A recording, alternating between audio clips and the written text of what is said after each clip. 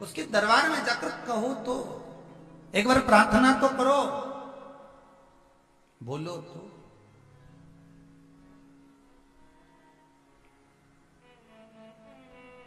खांसी, बोलते जाओ जरा, दासी, आलस, बस वो आलस को थोड़ा जड़ाना पड़ेगा तब वहां पहुंचोगे। और गंगा मैया ने कितनी प्रार्थना करी, जिस समय शंकर भगवान ने विष को पिया, कंठ जल गया, कंठ के जलन से कंठ के भीतर से विष का तपन बाहर निकल रहा था। और गंगा कहां है शिव जी के? जम के बोलो, मस्तक। मस्तक से निकलकर कहां जा रही है? बहती बहती बहती बहती शिव के चरणारविंद से। कहां से गई? और तुम डब्बा भर के पानी डालोगे तो डायरेक्ट पैर पे गिरता है क्या? अरे बोलो तो जम के, नहीं।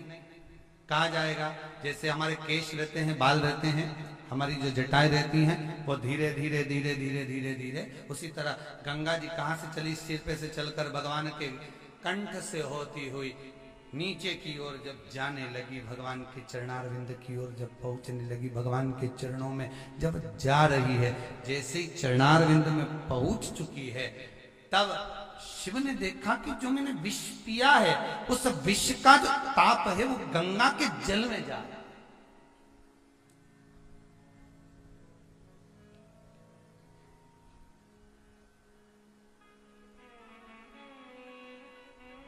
यमुना जी में विष था कालिया नाग का, तो भगवान ने गेंद खेलने के बहाने यमुना को शुद्ध कर दिया, साफ कर दिया।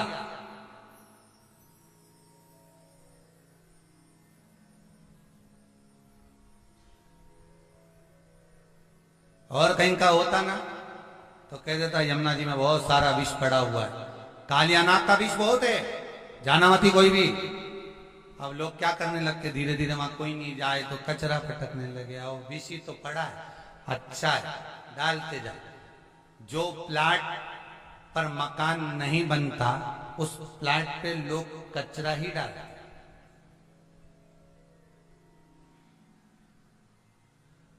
पर जब उस प्लाट पर बंगला बनकर तैयार हो जाता है, मकान बनकर तैयार हो जाता है, तब लोग कहते हमने तो देखा था इसमें तो ये तो बहुत कचरा पड़ते थे लोग।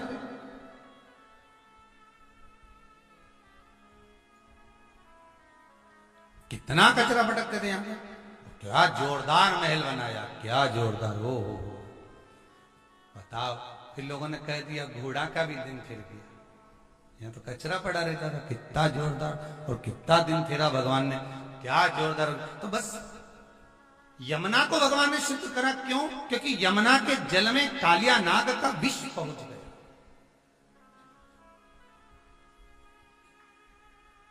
यमुना के जल में कालिया नाग का विष पहुंच गया, तो यमुना को शुद्ध करा। संसार के लोग होते तो कहते थे अरे अगर दूषित हो गई तो पड़े रहने दो, और दुनिया के लोग वहां से निकल कर जाते, कचरा और भड़क जाते। यमुना को और कचरा डालकर लोग दूषित कर देते, और भगवान ने शुद्ध किया। भगवान का केवल एक कहना था कि भक्ति हमेशा शुद्ध होना चाहिए। यमुना कौन है? भक्ति। भक्ति कैसी होना चाहिए? शुद्ध। रिटर्न बढ़ाइए, भक्ति शुद्ध हो। भक्ति कभी गंदी नहीं, भक्ति में भेद नहीं, भक्ति में शुद्धता होना चाहिए। निर्मल मन सो मोहि पावा, मोहि छल छिद्र कपट ना भावा। भक्ति शुद्ध होगी तो आनंद की अनुभूति होगी।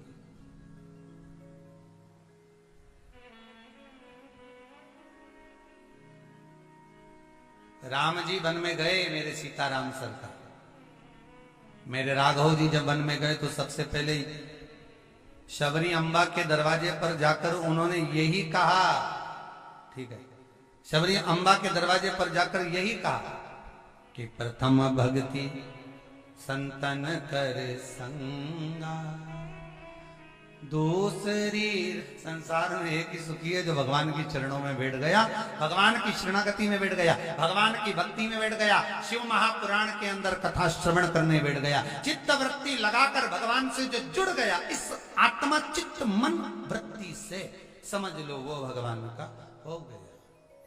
एक कथा कही थी, शंकर जी के मंदिर में जाके केवल हाथ रखकर घंटी बजा कर कहता था भोले। किसी ने पूछ लिया ये चिल्लाकर क्यों चले जाता है, मंदिर के अंदर क्यों नहीं जाता, हाजिरी लगा रहा, बस उतना हाजिरी दिल से,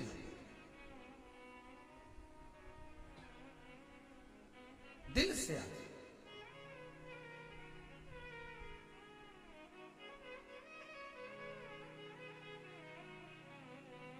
मन से भगवान को रिझाओ। गंगा का जल, गंगा का वो जल भगवान के गले के उस विश्व की तपन से निकल कर जा रहा है। शंकर जी को समझ में आ गया कि ये जल जहरीला हो गया।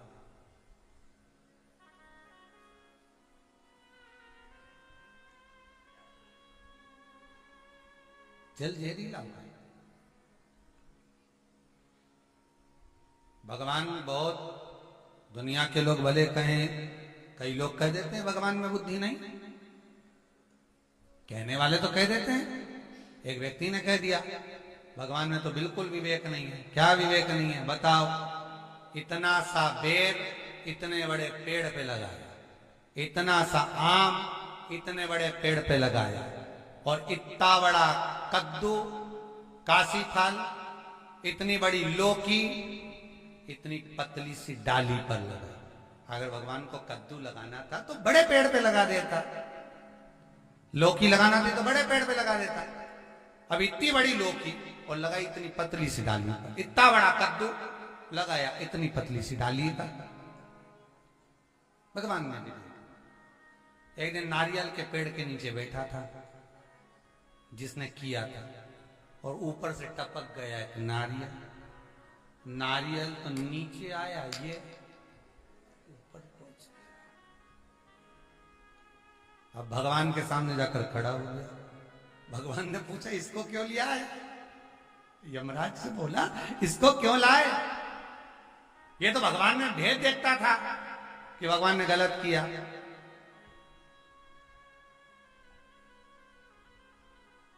तो उससे पूछा अब भगवान गलत करता है कि सही, बता जल्दी से। उसने कहा भगवान जो करता है सब अच्छा करता है। अच्छा हुआ वहां पे लौकी नहीं लगाई, कद्दू नहीं लगाया। अगर ये कद्दू नीचे टपक जाता हवा में तो आदमी ऊपर निपट जाता। अच्छा, भगवान जो करता है उसके बराबर कोई नहीं कर सकता। भगवान में भी भेद देखते लोग। अब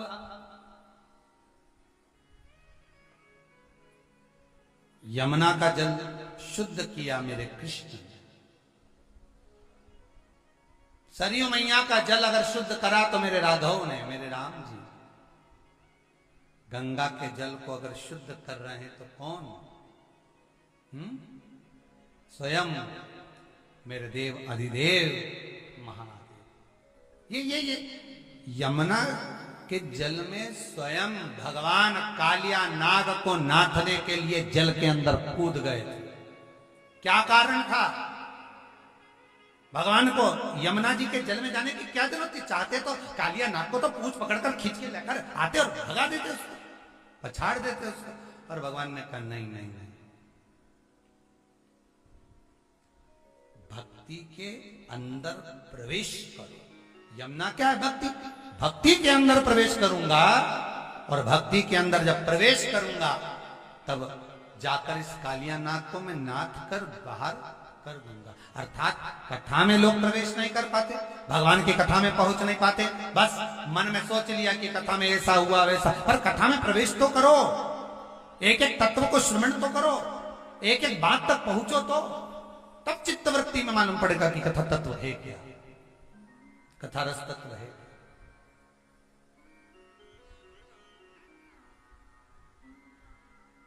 और कौन बता सकता है कि कथा में रस क्या होता है? जिसने गुड़ खाया होगा, जिसने गुलाब जामुन खाई होगी, वही तो बताएगा कि गुलाब जामुन और गुड़ में कितना स्वाद है। और कहीं कहीं का व्यक्ति ऐसा रे कि किसी की आवाज नहीं हो, वाणी नहीं हो, कोई गूंगा हो, और उसको गुड़ खिला दो और उसको गुलाब जामुन में रसगुल्ला खिलाकर उससे पूछो साहब कैसा है, तो इशारा करके बोल तो देगा, हे कैसा। तो तुमने खाया कि नहीं खाया? चार निपटा दिया। हे कैसा बता पाएगा? नहीं। कौन बताएगा? जिसकी वाणी होगी, जिसने खाया होगा। या तुम गुलाब जामुन खाओ और तुम्हारे पड़ोसी से पूछो खाती खाती कैसी है, और गुलाब जामुन तुम खाओ और पड़ोसी से पूछो कि कैसी है, बनी कैसी है बताओ तुम। तो पड़ोसी कहेगा एक तो मुंडा मेहंदी थी, सब खाती जा रही और कहेगी कैसी बनी। अरे एक आध खिलाओ तो हम बताएं कि कैसी। अब वो प्लेट में रखी है, तुम पूरी निपटाते जा रहे हो, पड़ोसी से कह रहे कैसी बनी, साहब अच्छी तो बनी है ना।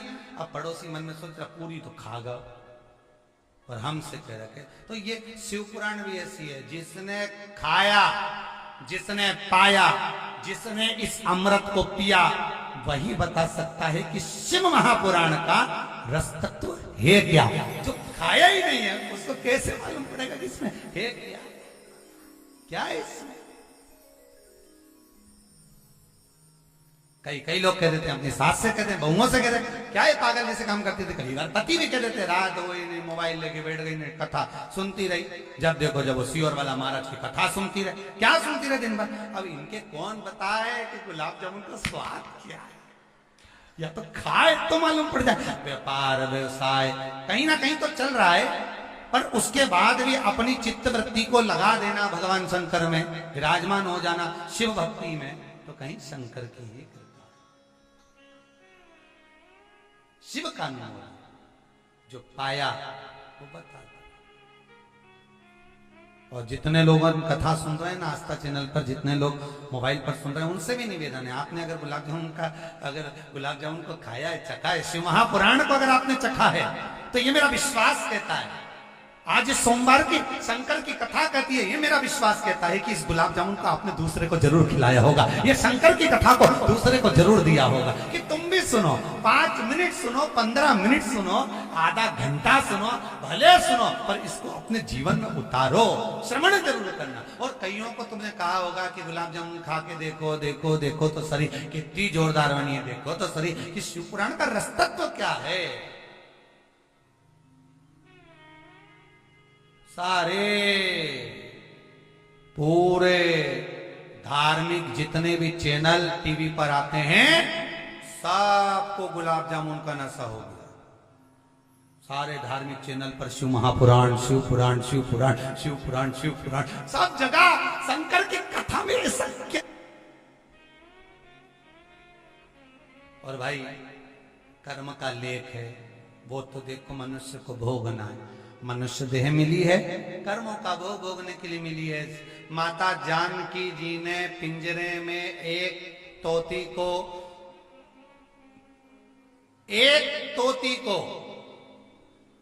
वो भी गर्भस्थ, उसको बंद कर दिया था सोने के पिंजरे में। तोती मर गई।